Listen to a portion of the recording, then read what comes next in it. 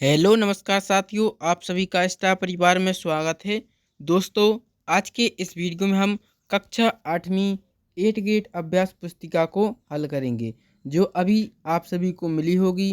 ठीक है, तो आज हम इसके जो प्रश्न उत्तर हैं उसको हम पूरे करने वाले हैं। तो सभी लोगों को इसके आंसर ज़रूर लिख लेने हैं। जिन वक्त बच्चों ने नहीं लिखे अभी तक, तो वो उनको लिखें और याद भी करना है। ठीक है, तो आपको यह जो 8 ग्रेड की अभ्यास पुस्तिका सभी को मिल गई होगी।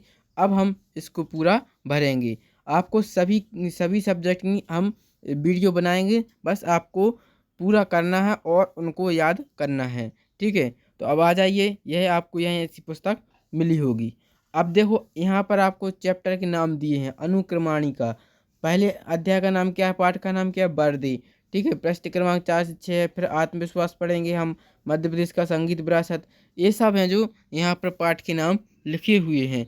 ठीक है, हम एक एक करके सभी को देखने वाले हैं। तो सभी लोग इनको हमारे साथ जुड़ना है और पूरी हिंदी वर्ग से पूरी हिंदी 8 ग्रेड पुस्तक को पूरा करना है। ठीक है, चलिए तो अब हम पाठ 1 पर आ जाते हैं।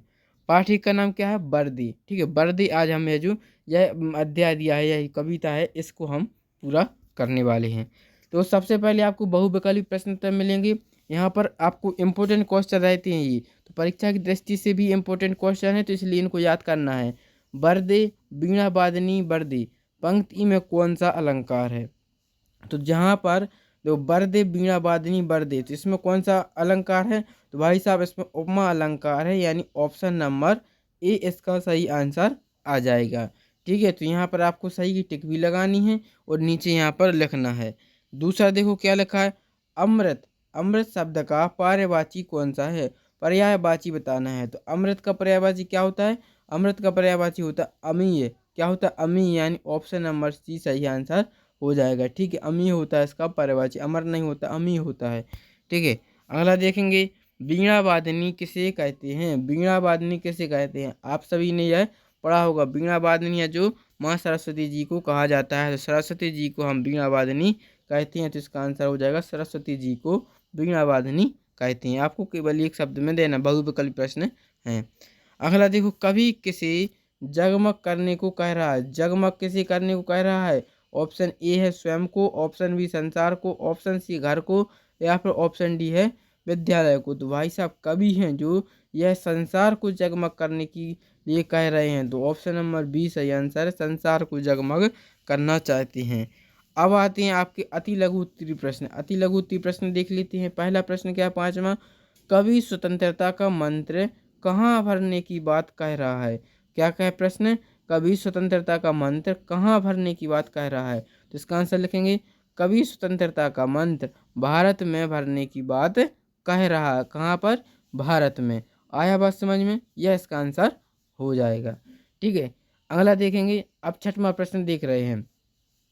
छठवां प्रश्न देखो क्या लिखा है, विद्या की देवी किसे कहा जाता है? जल्दी से बताइए किन किन को यह आंसर पता है। विद्या की देवी किसे कहा जाता है? तो आपको आंसर लिख देना है, विद्या की देवी माँ सरस्वती जी को कहा जाता है। ठीक है, माँ सरस्वती जी हैं जो, इनको विद्या की देवी कहते हैं। जिन बच्चों को राइटिंग समझ में नहीं आ रही, तो वो हमारी बात सुने और लिखें। ठीक है, अगला देखो 7वां प्रश्न क्या है, नव नभ से कवि का क्या आशय है? क्या लिखा है, नव नभ से कवि का क्या आशय है? तो बता दीजिए क्या है इसका आशय। नव नभ के माध्यम से कवि कहना चाहता है कि सभी प्राणी इस नए भारतवर्ष की रचना करें और उन्हें इस निर्माण में नए साधन प्राप्त हों। ठीक है, तो यह इसका आंसर है। एक बार फिर से सुन लीजिए क्या लिखा है, नव नभ के माध्यम से कवि कहना चाहता है कि सभी प्राणी इस नए भारतवर्ष की रचना करें और उन्हें इस निर्माण में नए साधन प्राप्त हों। लिख पाएंगे।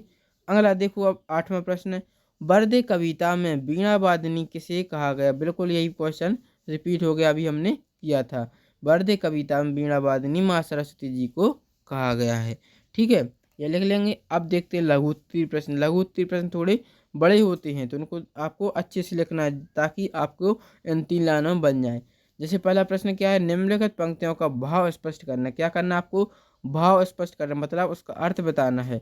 जैसे पंक्तियाँ क्या दी, काठ अंध उर के बंधन, स्तर, बहा जननी ज्योति मर निर्झर, कलुष भेद तम हर प्रकाश पर जगमग जग कर दी।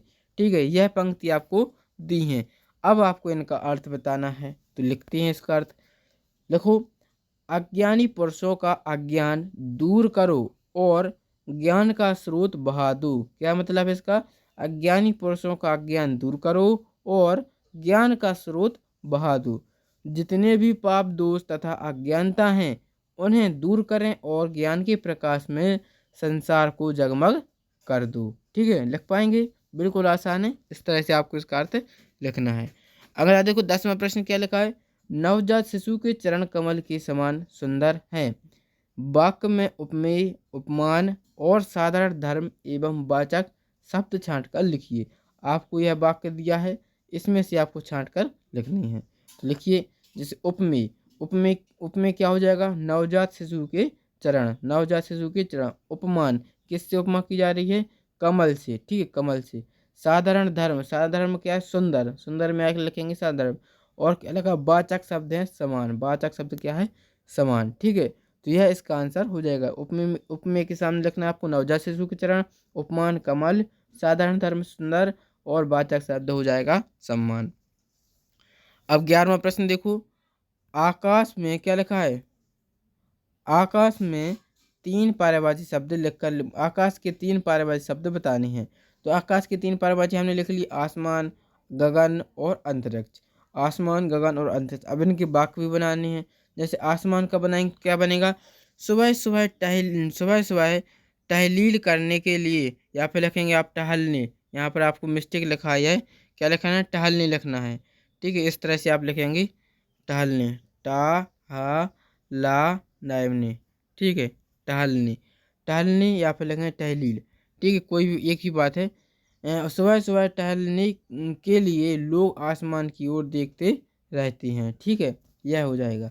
अब गगन से आपको वाक्य अपने अनुसार भी बनाना है, ये जरूरी नहीं कि यही लिखें।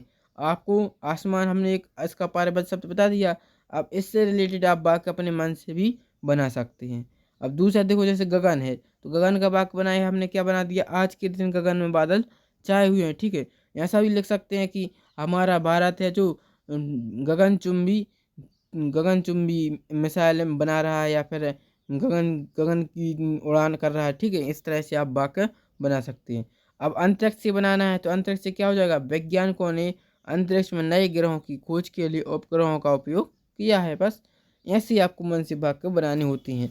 ठीक है, तो यह हो जाएंगे आपके इसके आंसर। अब देखते हैं 12वां प्रश्न है, उपमा अलंकार किसे कहते हैं? लिखिए। अब यहाँ पर आपसे अलंकार पूछ लिए, आपको अलंकार हैं, रस हैं, समास हैं, संधि हैं, ये सब आपको तैयार कर लेने हैं। यदि आप यह सब कर लेंगे तो आपके 2 सब्जेक्ट पक्के हो जाएंगे, एक आपकी हिंदी और दूसरी संस्कृत। तो ये आपको दोनों चीज़ें हैं जो व्याकरण में आती हैं, आपको इनको पढ़ना है। ठीक है, अब यहाँ से आपसे उपमा की परिभाषा पूछी गई, लिखो उपमा की परिभाषा। उपमा शब्द का मतलब होता है कि तुलना। उपमा का मतलब क्या है भाई साहब? उपमा का मतलब होता है तुलना। यहाँ पर देखो, उपमा का मतलब होता है तुलना। जब किसी व्यक्ति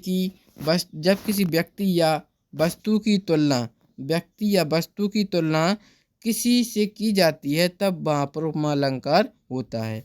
ठीक है, यह हो जाएगी आपकी परिभाषा, याद कर लीजिए जल्दी से। उपमा शब्द का मतलब होता है कि तुलना, जब किसी व्यक्ति या वस्तु की तुलना किसी से की जाती है, तब वहाँ पर उपमा अलंकार होता है। हो गया याद?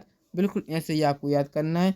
और आपको यहाँ तो अभी यहाँ पर आप परिभाषा पर पूछी गई, लेकिन हो सकता है परीक्षा में आपसे उदाहरण भी पूछ लिया जाए, तो इसका उदाहरण भी आपको याद कर लेना है। ठीक है, अब आते हैं आपके द्विगुरुत्वीय प्रश्न। अब ये क्वेश्चन थोड़े और बड़े होंगे। जैसे क्या लिखा, आप माँ सरस्वती से अपने राष्ट्र के लिए वरदान में क्या क्या मांगना चाहेंगे? ठीक है, तो यह इसका आंसर लिखिए। हम माँ सरस्वती से अपने राष्ट्र के लिए वरदान मांगेंगे कि हे सरस्वती माँ, मेरे राष्ट्र में सुख समृद्धि हो, कोई किसी का गुलाम ना बनाए, देश के सारे बच्चे पढ़ लिख कर ज्ञानवान बने एवं देश की समृद्धि में अपने हाथ बटाएं, सबको बराबर की शिक्षा प्राप्त हो, देश में आतंक, भ्रष्टाचार और कलह ना हो, चारों ओर हरियाली ही दिखाई दे, सब लोग, यहाँ पे हरियाली लिखा है, सब लोग प्रसन्न एवं खुश हों, प्रसन्न एवं खुश हों। अकाल बाढ़ जैसी प्राकृतिक आपदाओं से मेरा देश सदैव दूर रहे। देखो कितना अच्छा आंसर है इसका, यह है जो इसका आंसर हो जाएगा। लिख पाएंगे आप, बिल्कुल आसानी है, आराम से इनको लिख लेना है। अगला देखते हैं लास्ट क्वेश्चन क्या है। बर्दे कविता में कवि प्रकृति की किन किन वस्तुओं में नया रूप देखना चाह रहा है। इसका आंसर लिखिए। कवि प्रकृति की हर वस्तु में नया रूप देखना चाहते हैं, क्योंकि हमारे भारत देश में हर ओर एक नवीनता और नए सिरे से हमारे भारत का नव निर्माण करें। कवि कहते हैं नव विकास, नवीन तान लय और गीत हो, नया कंठ हो, नवीन बादलों के समान गंभीर ध्वनि हो, और इस नवीन आकाश में विचरण करने वाले नवीन पक्षियों के समूह को नए पंखों सहित नव स्वर प्रदान करें, जिससे प्रकृति के कण कण में नवीनता आए और भारत की धरती का सौंदर्य अनुपम हो सके। ठीक है, तो यह है जो इसका आंसर हो जाएगा। तो सभी सभी मेरे प्यारे जो रामलाल श्यामलाल हर हैं, उनको बताइए आपको यह वीडियो कैसा लगा। यदि आपको यह वीडियो पसंद आया है तो चैनल को लाइक कर दें और सब्सक्राइब जरूर करें।